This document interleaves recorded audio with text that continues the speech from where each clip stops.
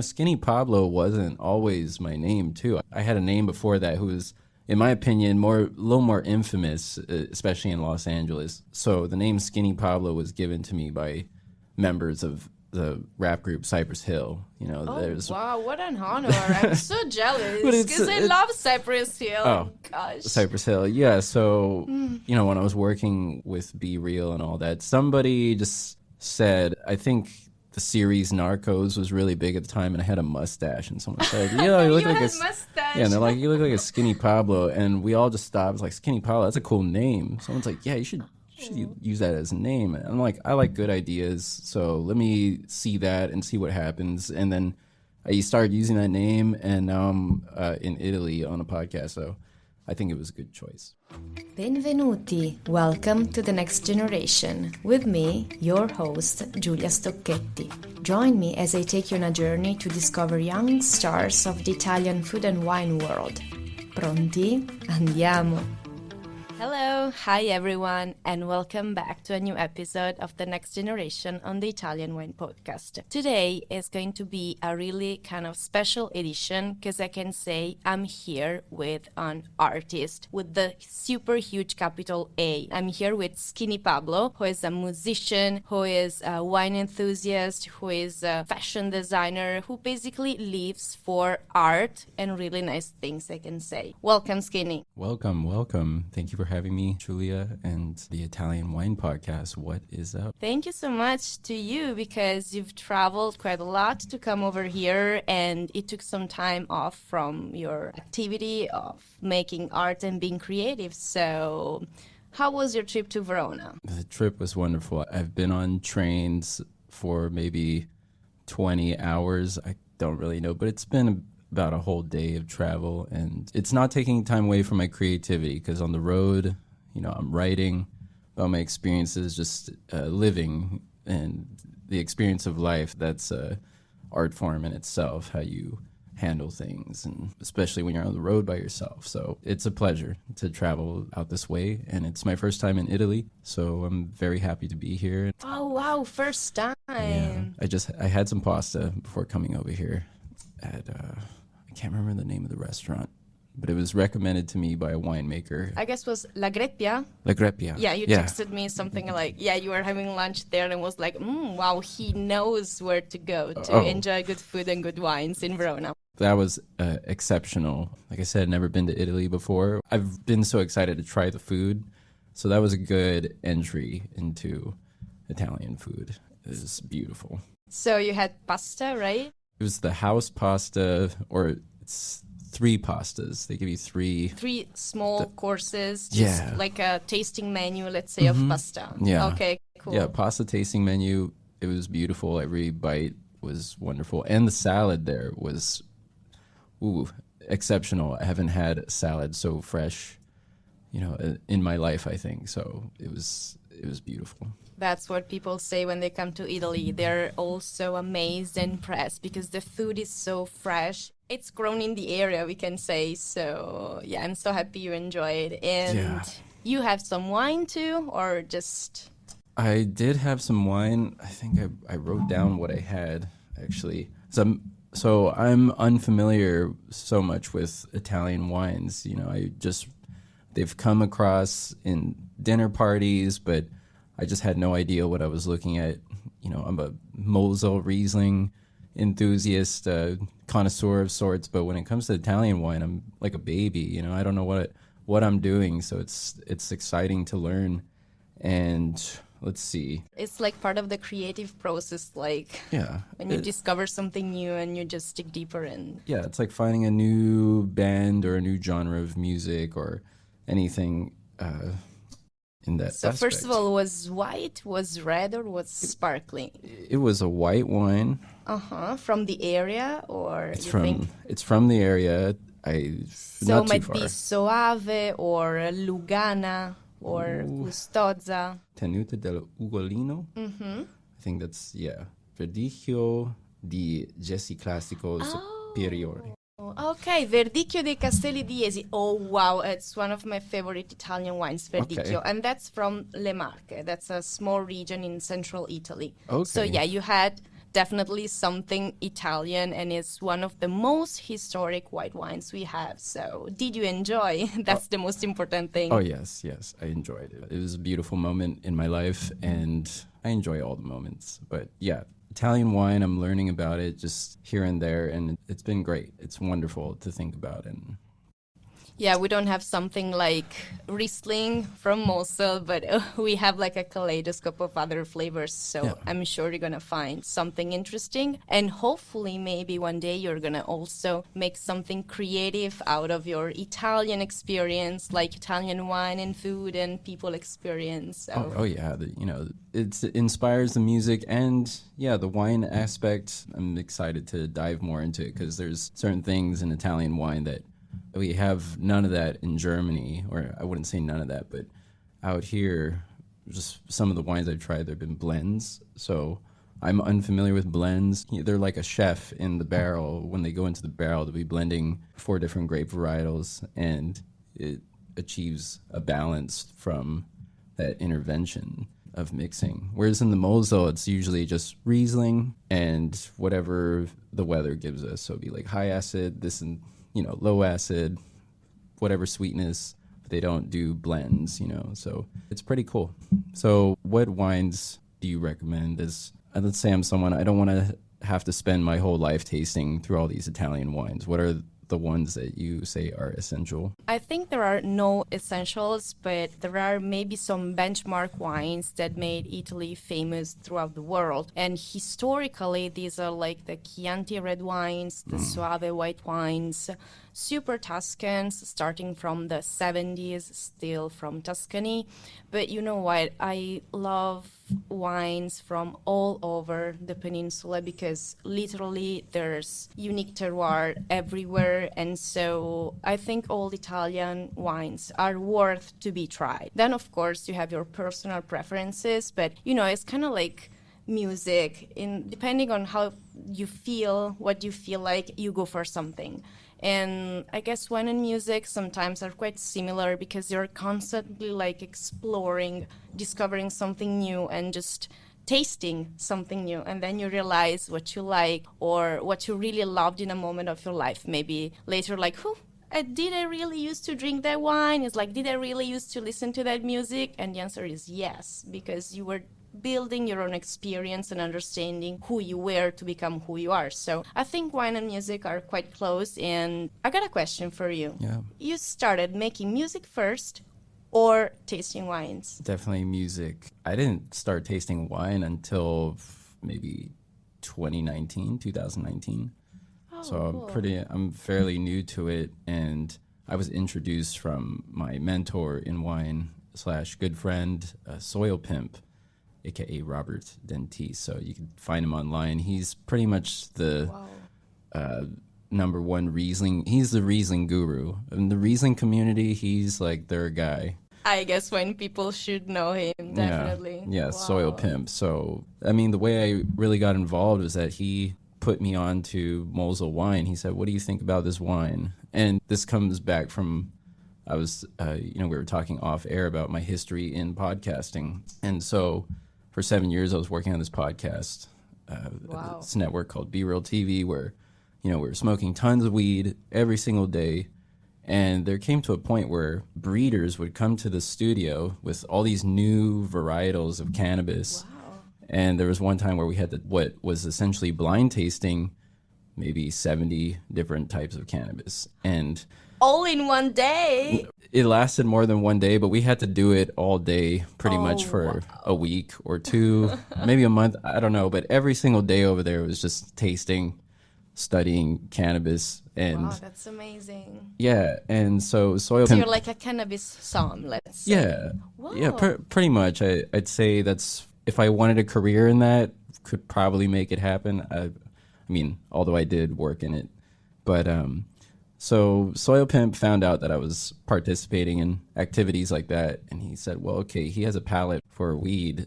What do you think of this wine here? And how would you rate it? Because what we were smoking at that studio is arguably like the most high tier, best stuff in the world, top rated. And for those of you who don't know, Be Real TV was started by Be Real of Cypress Hill. So the rap group Cypress Hill, which were, they were key figures in the legalization of cannabis in the U.S. through their music and all that stuff. So yeah, we were going through pretty much the DRC of weed at the studio all the time. And yeah, Soil Pimp found out. So he asked me about the wine, the Mosel wine, and I didn't know anything about wine. He just gave me this glass and he said, this is like a 9 out of 10. For my palate, it was, I think it was a Keller. I don't think it was Mosel Riesling, but Rheinhessen, it might have been Mosel, but yeah, Rheinhessen is close, so they're quite different, but basically German Riesling. It was just a top-tier German producer, and when I tasted it, it started changing me, like my relationship with, drinking for me was, okay, I'm going to go to the store and just get, I don't know, a strong beer. I didn't know anything about anything, and so he made me skip the line in German wine. He said, here are the producers that you want. They're high acid, they're quirky people. To like the winemaker themselves, that's what made me even fall in love with the wine more, was to know that some of these winemakers out there were just different, such as there's this winemaker named Uli Stein. His wine goes under Stein wine, so popular in the U.S. Like nobody in Germany knows who he is. And even in the Mosel, they don't really know who he is, but in the United States, he's like a rock star. He's in his 70s making wine. He's been doing it since he's a little kid, and he listens to crazy jazz music like Sun Ra and John Coltrane and just all this high level stuff that you wouldn't expect someone in the middle of nowhere, as they say, Germany, to be listening to. Is he also involved in your Paris Mosel? Yes, so Paris Mosel. He's the one who says, like, I learned from the past to find inspiration to make wines to be drank now or something. Yeah, that's precisely. Oh my God, I love that part. It's amazing. And that's him. Yeah, he's special. The way he describes wines. When you talk to this man, Uli Stein, about wine, he just immediately lights up and he can give you all the information on winemaking. Like, he's a master of it. You just ask him anything about winemaking and he'll give you instructions. I told him one time, I said, Uli, I want to make wine. And he said, don't do that. It's like, you don't want to do that. And he's a smart man. So I'm like, okay. Getting involved in wine, I've had the pleasure of picking grapes at his vineyard. And so back to the project Paris Mosel, this was actually an idea of Soil Pimp. Robert, we came out to Germany. It was my first time outside of the U.S. We came to taste at Stein and Lauer and all these great German wine producers, including Egon Mueller. That was a good one. But when we went to Uli Stein's vineyard, he has a grand piano at his house, and he lives in this hotel built in the 1800s on top of a mountain that has a vineyard. So Soil Pimp said, he asked Uli, he said, hey, can Skinny stay here and compose a record? During the harvest time, I think it would be good energy for music and the wine and all that. So I stayed with Uli Stein for maybe 2 months, just morning, noon, and night, playing his piano, making beats or making rhythms and music production. And yeah, so he was a key figure in that. And every night I'd spend with him, staying up till 3 or 4 in the morning, just tasting all his wines. He would go to his cellar, pull out some stuff that you would never see on the internet, or he'd pull out some stuff. He'd say, hey, you can't take pictures of this. You can't show anybody this wine. I don't even know if I should talk about it. No, but it's okay. It's fine. Yeah. It's all good. Yeah. So yeah, big shout out to that man, Uli Stein. I wouldn't have been able to do Paris Mosel Part 1 without his presence. Yeah, it was just a perfect moment. And my first time, traveling out here in Europe, abroad, and also making a record. That was my premiere debut album. Most of the time I've dropped like little tapes here and there and singles, but to actually put a record together and film it, put it to some visuals through my experience of my travels between Mosel and Paris. So at that time you were based in Paris, or you were already in the Mosel? At that time, I was living in Los Angeles. So okay. I came out to taste wine. So the way it goes, I came out to taste wine with... How did it happen? So oh, all right. From the US to Paris Mosel. So rewind. So 2019, I started getting into wine, and then 2020 comes around. We have the pandemic, the closures, but Robert, before that, he was hosting this event called Riesling Study, which was a small dinner, maybe, I don't know, 8, 9, 10 people show up, bring your own bottles of Riesling, and you do it in New York City. And then one day, rewind again to where we met at this place. It was where I would go buy records called Rap Cats. And so a friend of ours owns that place. And everybody in LA that loves looking for great records, they would go to this pop-up for vinyl. And it's called Rap Cats, but Soil Pimp would always bring wine for everybody. He would just share Riesling. You know, he's the prophet of Riesling, as we say. So he would just share German wines for everybody who's buying records. And that's how it got started. And during that time, he said, hey, I want you to DJ my parties, you know, these Riesling study parties. Like, okay, I'm there, you know, that sounds like a great time to me. As I just started learning about Riesling and wines. And so the pandemic came around and everybody had to stay at home. But he would set up flights of wine to be sent my way so I could study. So it would be French wines, American wines, German wines, all this stuff. But I just gravitated straight towards these high acid German Riesling. I didn't know anything about it. I'm like, why do I enjoy this wine so much? Not so much more than the others, but I'm like, why does it stand out so much? And then you find out who's making it and the terroir and how it's made. And it's only possible in these conditions, certain climate and surroundings. So yeah, so through that, started playing these Riesling study parties, and then I started getting more connected in the wine world and wine bars and traveling all throughout the United States till one day, I was at a dinner and they invited me to Germany. They said, hey, Skinny, you've done so much for German wine. We want to fly you out to Germany to come taste for a couple days. Do you have time? And I said, yes, I do. So what was supposed to be an 8-day-long trip, at the end of the 8 days, I'm supposed to DJ a party for all the winemakers in the Mosel, a Riesling study. And when that happened, around that time, my plane ticket got canceled or something like that. So something weird happened with my plane flight. It got canceled. So I was just like, okay, well, because the idea was I was going to go back to the U.S. and then come back and record during the harvest time. Okay. But my plane ticket got canceled. And I said, well, I could just stay out here for, until my visa runs out. So I couldn't stay in the Mosel. Saw where can I go? And then I saw Paris, not too far from the Mosel. So Pim said, yeah, Paris Mosel is great. That's a great idea. That's what you want to do. So I was thinking, okay, I'll go there, check out Paris. I've never been. Let's just see what it's like. It was a great feeling to go there for the first time. And, someone told me, welcome home. So I took that in my head. I was like, okay. That's fantastic when that happens. Yeah, so it really does feel like home to me over there in Paris. Like it just, the vibe of it is very, very much like me. A lot of leisure. There's benches everywhere. You can just sit down and do nothing. I really love that. Just sitting down, looking at people. Sometimes I'll bring my drums out. I don't know, just. Oh, that's beautiful. Yeah. So you play your drums on the street. I did it for my first time in my life, maybe a month ago, where they call it busking, where someone just plays music in the street.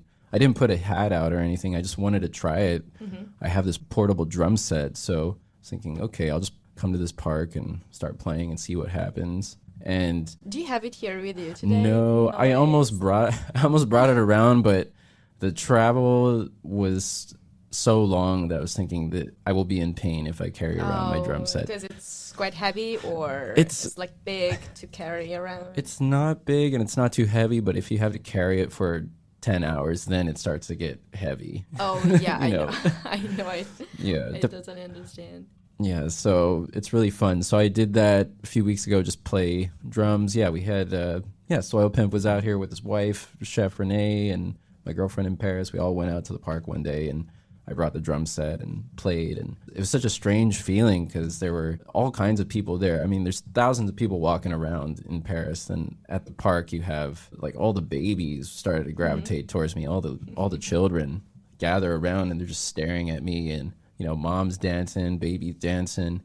And I was just thinking about it. I've never had that happen to me before at any of my gigs. Like I usually DJ at a club where it's just a bunch of, people trying to get drunk, as opposed to playing for a baby that's probably never seen someone play drums in their entire life. It might be the first time they're witnessing a musician. It was a special feeling to be able to go out and do that. And Yeah, music so makes me so happy. Yeah, it reminds like opening a bottle of wine. Like when you start playing music, people gather around and enjoy and have fun and are also happy and joyful and feel like sharing. And the same, Yeah. I guess, happens with a good bottle of wine. Like you Oh. open the bottle and everyone starts like sipping and tasting, and then they all become friends. Oh, And yeah. that's why I always say wine is like sharing love.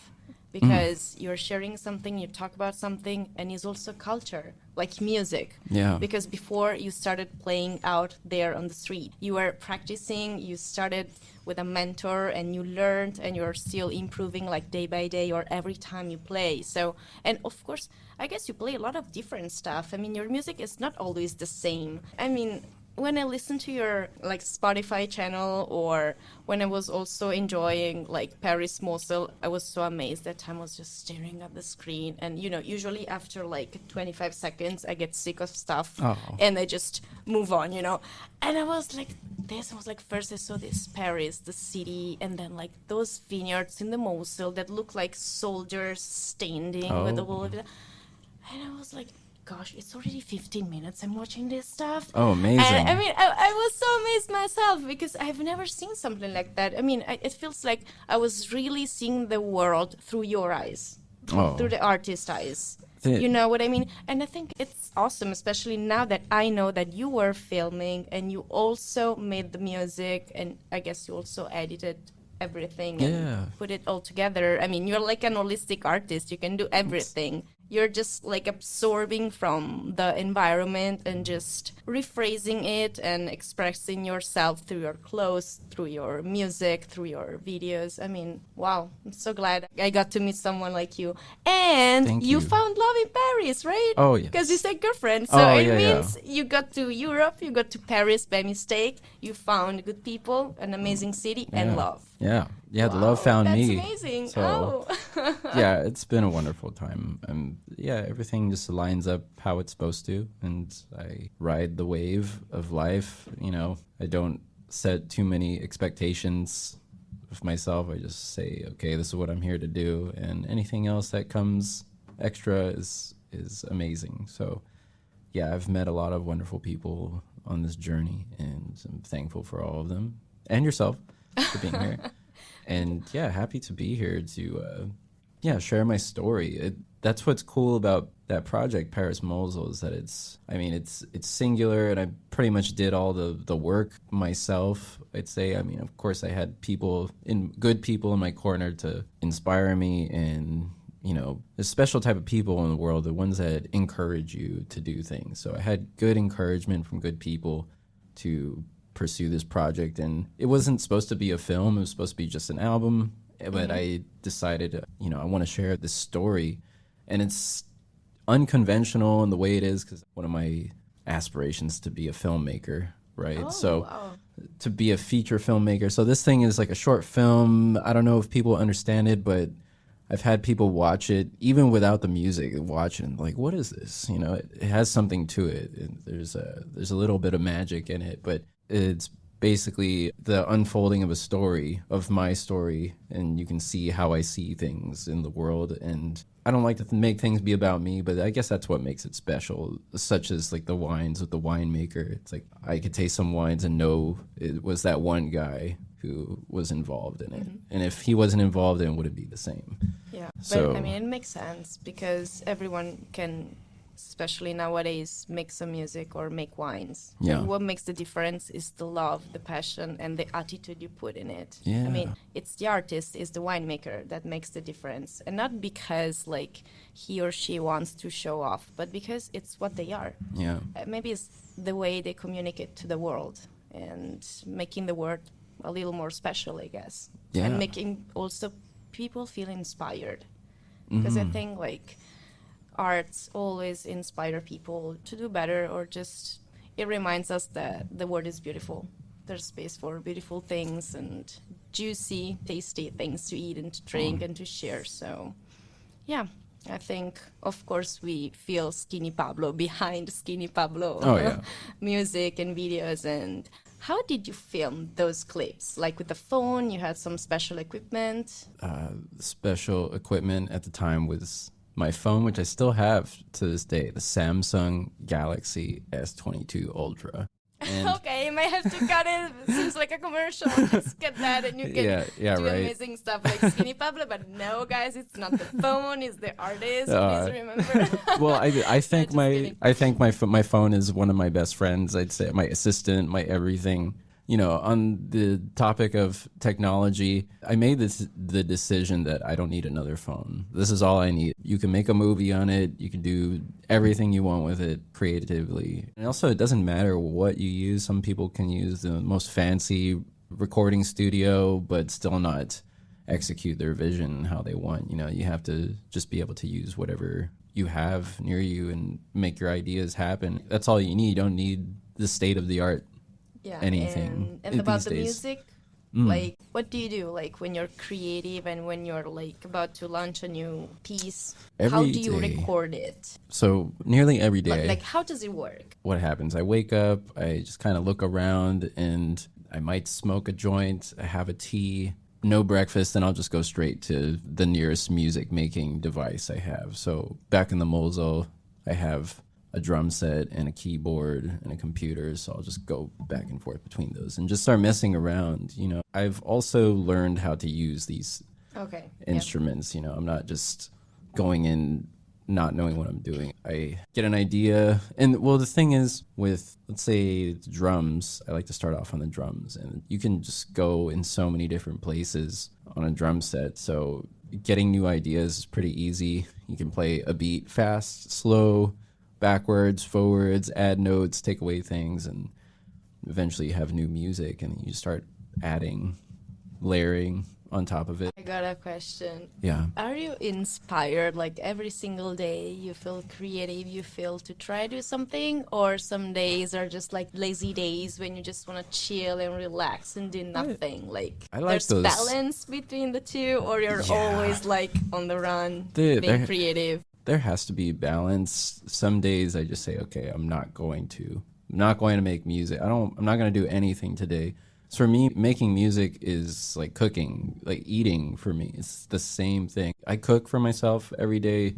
I make the music every day, something new. So, and I rarely go back and work on a song for more than a day. I'm constantly building up this catalog, but for me, it's fascinating to have this thing that's also supposed to be my work and career, but just be able to wake up and somehow channel creativity.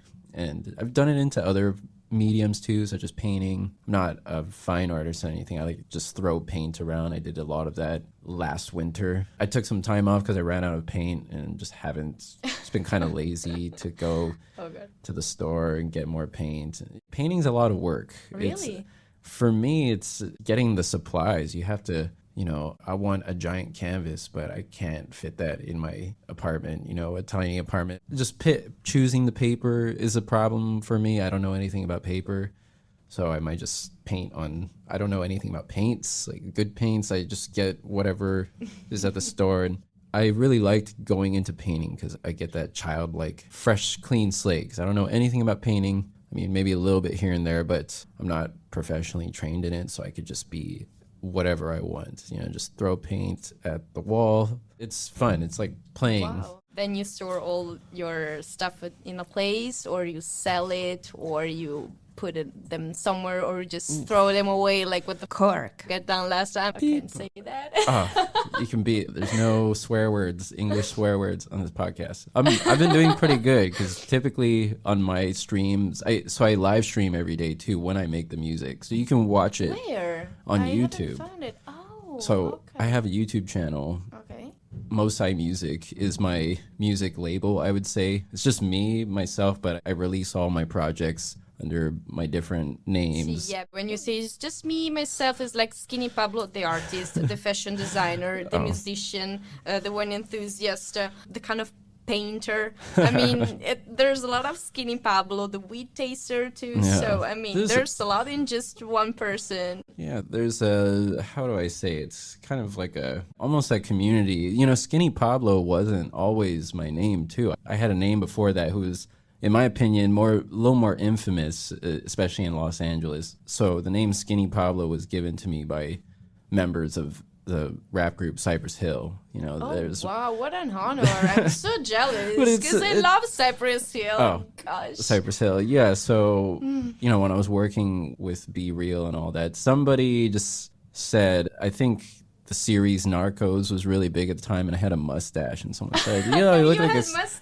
Yeah, and they're like, "You look like a Skinny Pablo," and we all just stopped. It was like, "Skinny Pablo, that's a cool name." Someone's like, "Yeah, you should use that as a name." And I'm like, "I like good ideas, so let me see that and see what happens." And then I started using that name, and now I'm in Italy on a podcast, so I think it was a good choice. But oh wow, that's amazing! I didn't know that. yeah, so the origin of the name. Yeah, wow. so I've had many other underground names throughout my life, nicknames, which is pretty cool. But before that was Ross Dude, like the Rasta Dude. Okay.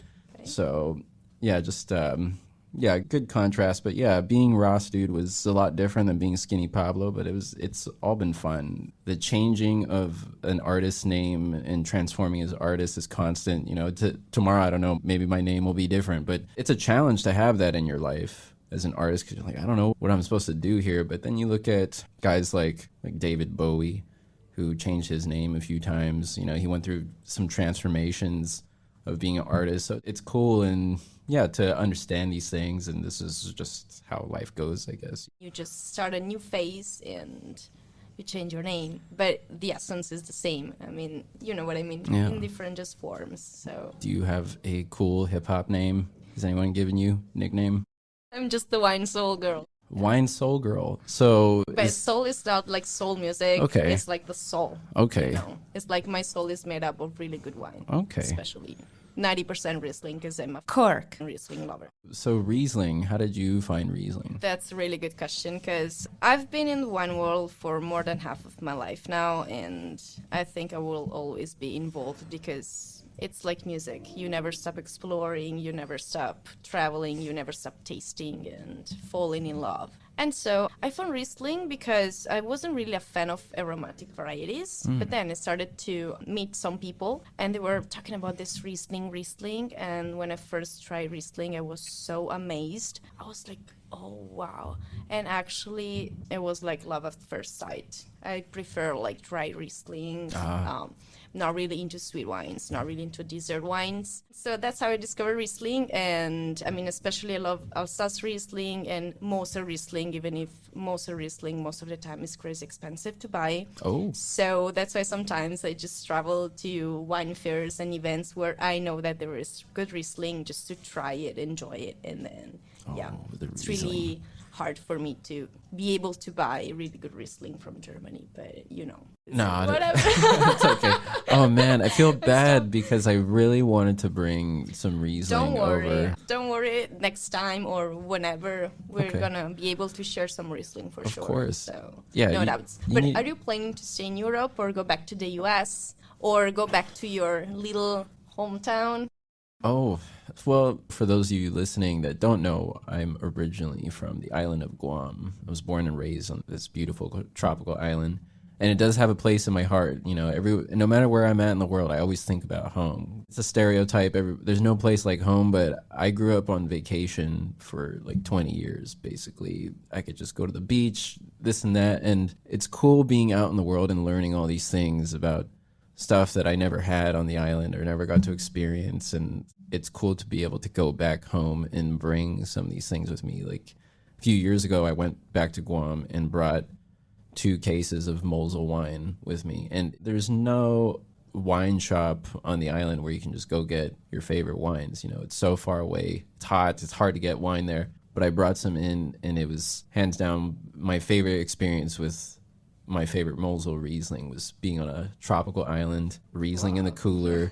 You go out, you're at the beach, you're sitting in clear, calm water with, you know, a glass of wine and bottle, and just there's 2 rainbows out and jungle and just peace, you know. So Yeah, I understand. but staying out here, I don't know how it'll go. My ideal life is to just make a rotation around the world, you know, every couple months, like do Paris Mosel, Guam, Tokyo, maybe some stuff in the US. But it's strange because since I've been out here, I keep telling myself, okay, you have to go back to the US to tour or do something. And every time I think I need to go there, I always the thought comes back to say, I just got here. I feel like I just got to Europe, even though I've been here for 2 years. You know, there's so much to explore out here. Oh yeah, you bet. And, there is. you know. And you would go back to LA, right? That's Yeah. where you are based most of the time, let's say. LA, New York, Yeah. places like that. LA, New York. I really like the Midwest. Okay. I feel like those are cool coming up places. I mean, Chicago and Detroit. Detroit is big on the German wine now. I mean, all these places are big on German wine, which is cool. So I know people there, but seeing the culinary and the wine and the music scene evolve in those cities has been really cool. Unfortunately, in Los Angeles, it was really hard to get my favorite wines because it would just run out. Like, No ways. Like the Stein I was telling you about, you go to the store and it'd be 2 bottles left and you get it, and then there's none for a few weeks. You know, you don't know when they're going to get it because the way it works in the U.S., everything comes in through New York, and by the time it gets to L.A., there's not much left. In the realm of German wine, I feel. Yeah. And they don't make much wine in the Mosel and in Germany too. Yeah. I mean, they make small quantities. It's not like in Italy we have like a bunch. Yeah. But yeah. So maybe that's one of the points. But yeah, now we're here in Europe, and I really hope you're gonna make also something like, I don't know, Verona, Guam, or I don't know, something else. I mean, I hope that you're gonna get some inspiration from this trip, from this travel, and that you're gonna taste good stuff to eat and to drink. Oh, already. Yeah, Verona, it's so beautiful here and so quiet. And one of my great fears of coming to Italy was saying, okay, I'm going to show up. What if it's like, you know, when I first went to the Mosel and I first saw the Mosel, I just said, wow, it's so beautiful. I have to be here. And then a year later, I'm living there. You know, I figured it out. So one of my fears was coming to Italy and just saying, okay, they have pizza, pasta, they got legal weed. Like, how am I supposed to leave? Like, why would I leave? It seems like a great place. And I'm here and it's great. You know, Verona, it's beautiful here. So thank you guys for keeping it beautiful. And also Italian wines are much cheaper. Oh, yeah. Yeah, and you can find really, really outstanding quality wines for a really reasonable price. So, yeah, that's why I'm still living in Italy. That's why I decided to live here. That's fascinating. Because in the Mosel, one of the things is that living out there, the wine is so cheap, like $3 a bottle, $5 a bottle sometimes. And you see the work that they have to do in the Mosel. It's kind of insane. It's deadly. You know, you can die on those mountains that they're working on. You know, just see the conditions every day, like how dangerous and how much hard work it is, and how they're not allowed to use machinery. Everything's hand done just because of the slopes. So now the state of the Mosel, a lot of the old vineyards are gone. You know, they're not being taken care of. There's a few people that are keeping it alive, but that's what confuses me a lot in the world of wines, is how the Mosel wine, which to me it looks like, okay, this is the hardest one to work. You know, most other vineyards I've seen photos of, it's pretty flat. You know, it's like, oh, that looks nice and friendly to work at. But it's strange to see how that doesn't increase the value. They just make it look easy, I suppose. That's their life. Yeah. But it's like when people listen to your music or see your short movies or whatever, they're just like, wow, how can this person do this? It seems something like so unreal, so impossible, but like people do it because they feel it. Yeah. So that's why I think winemakers or musicians, artists are basically expressing themselves. Yeah. You know what I mean? It's just, you can help but doing it. That's why it looks easy. So you were born for it. Oh, so, thank you. Yeah. Thank you. I mean, I think so.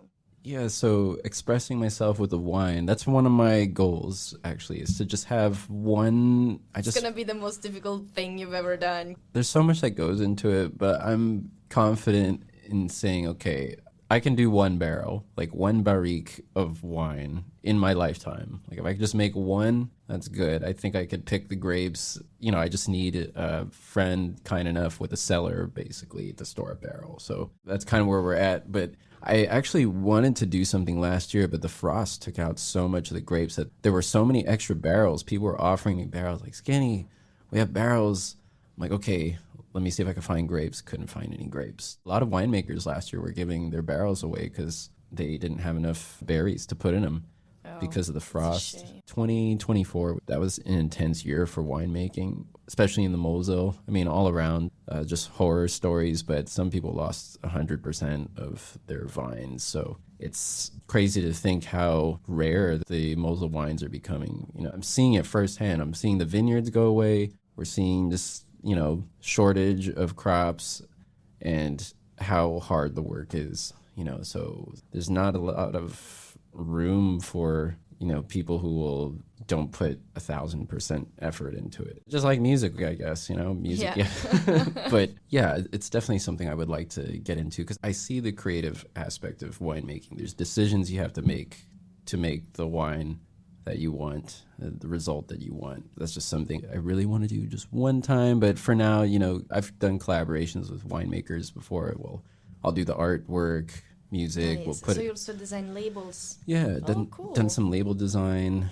So with Soil Pimp, we did a rosé from the Mosel that was released only in the U.S. where had a QR code on it. You click the QR code, it'll lead to a music video that I animate too. So it's like all hand-drawn animation with the music. And so, yeah, thanks to people like that, Soil Pimp, and asking me to get involved because we're doing things with wine, you know, where it's merging wine, music, events, Yeah, I think visuals. it's a great idea to like attract people and like get them try some wine and enter the wine world because I think when they enter, they will never leave. Yeah. It's like when you find good music or good people, good food, you can just have enough and you want just more. And yeah, it's a really good way, I think, especially to attract people that usually don't even think about wine because in Italy it's normal, you know, there are vines, there are vineyards, you make wines, okay.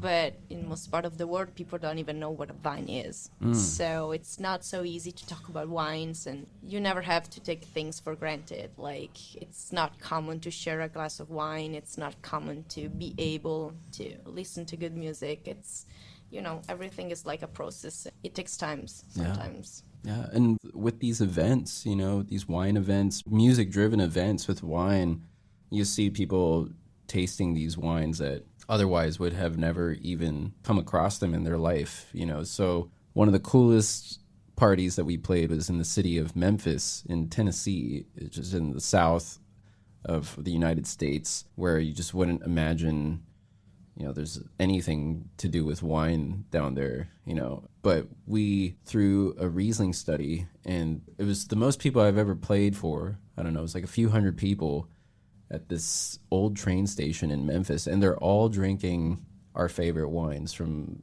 our favorite Rieslings, you know. They're all just drinking Riesling, which is kind of crazy to think about because Riesling in the world of wine, you know, from my understanding, that's like the stuff that the Somme likes, you know, everybody else kind of like an underdog.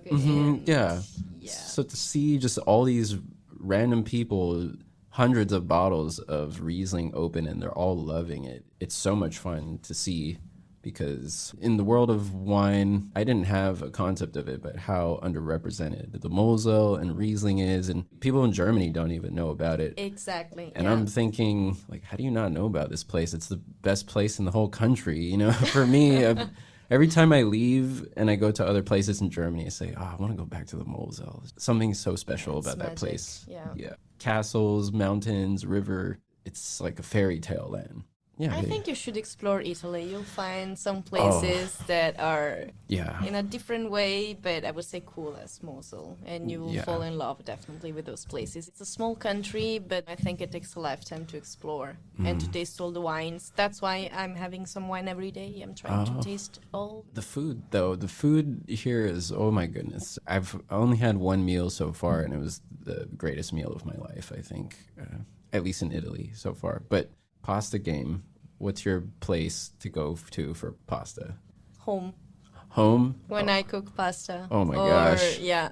Okay. That's my favorite place with pasta, but that's the best answer. because I love cooking. Oh my I love gosh. cooking. Yeah, that's why I have friends coming over because they know they just ring the bell, come to my house, and just, are you up cooking something? And I'm like, well, I just open the fridge and say, I have this and this. Okay, let's make something. Anyway, in Italy, in every place you go, every restaurant, they should be able to cook good pasta. Yeah. You just have to choose the right sauce.